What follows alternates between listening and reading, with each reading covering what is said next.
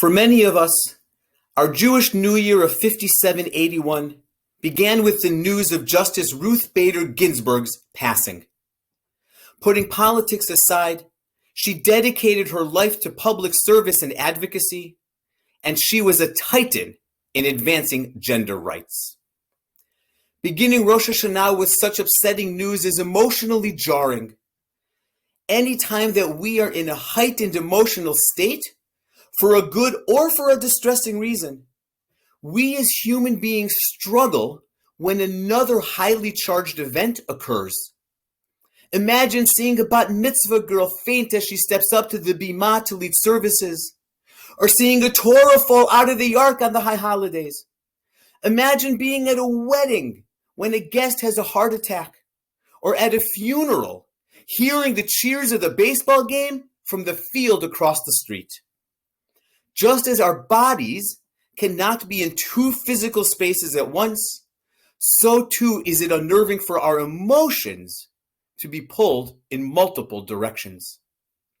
This, I believe, is why Twitter, Facebook, high holiday teachings, and text messages have shared the common thought ascribed to Judaism.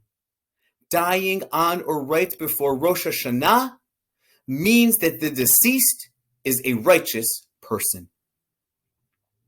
But here's the truth. There is no Jewish source of which I am aware that says that. None. We are taught that dying on the date of your birth, as we are told that Moses did, is a sign of righteousness, and that dying on the eve of Shabbat is a good omen.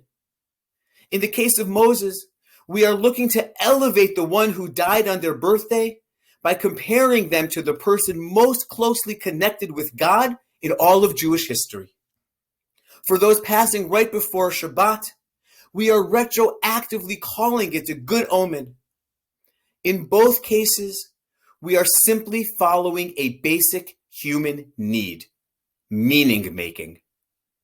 This is certainly not a bad thing. We as human beings are hardwired to make meaning of seemingly disconnected or random events. Processing everything that we experience in a day as isolated events is too taxing even for the complex neurology of our brains. And so we seek connections, finding comfort in how two disparate events relate to one another.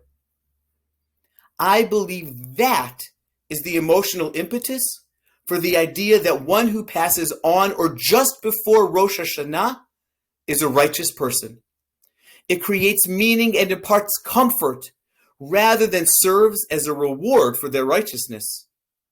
Around the high holidays, when we are in a unique state of introspection and reflection, it is not only understandable, but perhaps even necessary to make sense of the passing of Justice Ginsburg, who could rightfully be called righteous, as we ourselves are praying for our own health and happiness.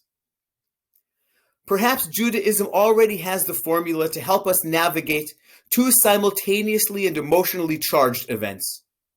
After learning of someone's passing, we say, Tehi nishmatam tzrura b'tzror hachayim. May their memory be bound up in the bond of life. May their soul be bound up in the bond of life.